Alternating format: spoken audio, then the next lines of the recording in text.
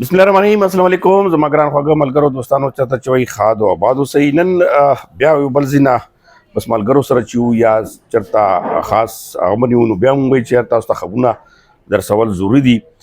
یو خو ترخم چمن بار لکه مخکې به اخترو کې کولوي دغه شانتي یو ځل بیا پاکستان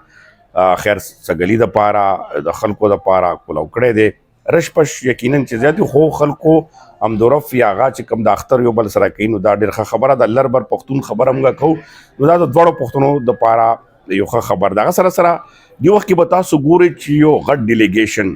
یعنی آرمی چیف فیلډ مارشل صاحب هم په چین کې موجود دا وزیر اعظم شهباز شریف التا موجود دا ازه کې یو غټ ګیدرینګ روان دا او ډیر پازیټیو په دې صورتحال باندې دریم چې کوم خبر څه شریکوم هغه ایران امریکا په حواله سره تاسو ګوري چې پاکستان کوم اکټیویټیز دی غا برقرار دي او اوس تقریبا معاملہ چې کومه دا هغه فائنل ته رسیدلی دا اختر نه پس پدا خوش خبری هم ملويږي او اصل موضوع زموږه ریجن باندې دا خپل پاک افغان ریلیشن باندې دا هغه باندې هم رزو سٹارټ په لک شانتي دا چین په حواله سره واخلم چې دی وخت کې وزیر اعظم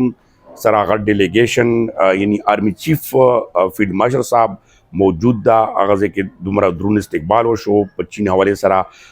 وفود په شکل باندې هم میټینګونه روان دي او هغه نه علاوه یو خو چین سره الریډي د خطې په معاملاتو باندې بیا چې کم ایران په حواله سره امریکا په حواله سره پاکستان دریم د روغ سولې خبره کوي په کې تقریبا کامیابی ترلاسه شوې ده ډرافټ تیار شوی دی باقاعده اوس خو اټرم چې کم تاسو ګوري او خو لیوانه دی زموږ عمران خان صاحب غونډه ټویټ شپې کوي بیا پته نه لګي چې هغه سوال غواړي خو بهرحال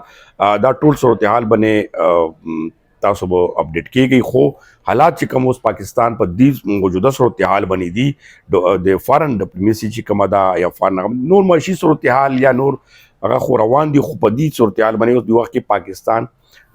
نوم چې کوم د ټوله دنیا کې اخستل کیږي او ډېر تم امتیاز کیږي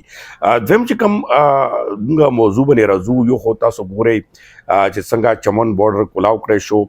د خلکو رش چې کومه غوړو طرف نه و چونکی چمن خلک التم زمکې دي دلتم زمکې دي التم کورونه دي دلتم کورونه دي نو خلکو ته غلط تاثر واخیست چې یعنی کې زنه خبرونه دا سوچل چې ادا طالبان نه دی خو راوړي خو بد پیغه پکې تاسو لیدل چې بیا بیلې غازی ورته په پراخستی د دماکاو شو چمن کې ریل غمنی دا ګوره دهشتګرد چې کم دی یا ترهګر چې کم دی همغه انډیا خبره کو درېمګړي خبره کو نو پاکستان افغانستان نه غواړي دا چې تاسو د انډیا ملګرتیا پریک دی او وجه دا چې التنا ترهګر سپورټ کیږي پیسہ فندینګ رزي پاندې طریقې باندې تاسو ولیدل چې ترهګرې پیخه एकदम راغلا یعنی خیر سګالی باندې لارې کولاو شوي او एकदम دماکاو شو نو دې تاسو اندازه نشي لګولې چې دریم غړې چې کم دی هغه صرف موقع ګوري او هغه خپل هغه نه پرېږدي نو دیو جن موږ لربر پښتنو خبره کوو په دو پښتنو تا کو چې فیک نیوز پسې غلط نیوز پسې مزي ویمه چې کومه بل خبره ده چې د اختر نه پس یو خدا خوشاله خبره ده چې تاسو ګوري چې دی وخت کې تاسو تګ یعنی سبا پورې دا تګ او اختر نه پس هم چې وپسې دا دریم پورې دا ویل شوی دي چې دا د اختر خیر سګلی د پاره خپلوانو سره ملو د پاره دا کولاوي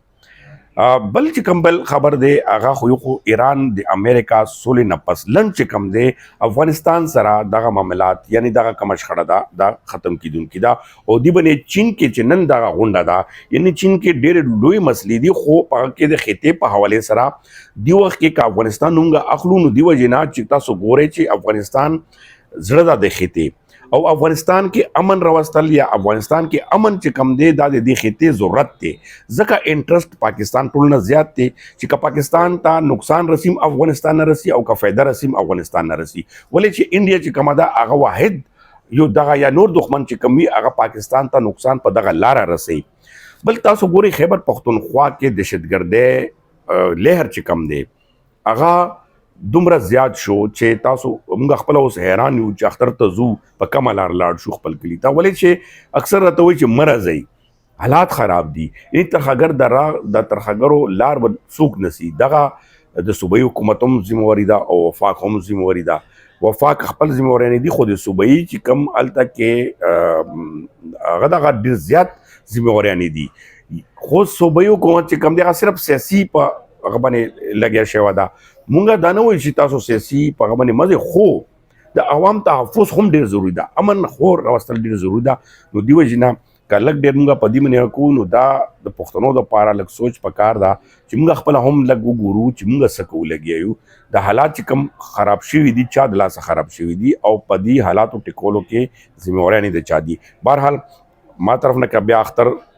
غرانه غلو خو ایډوانس کې تاسو لپاره لوی اختر قربانیانې ټولې مبارکه شه. الله دې وکړي چې دا اختر موږ دپاره ډېرې خوشحالۍ راولي او تاسو نه خواست اخیر کې دا ده چې خپل رور سپورټ نه مه هېروئ. سپورټ زموږ دغه وي چې لایک سبسکرایب وي او تاسو مخکې شیر کوئ. ډېره مننه، خوشحاله او آباد اوسئ.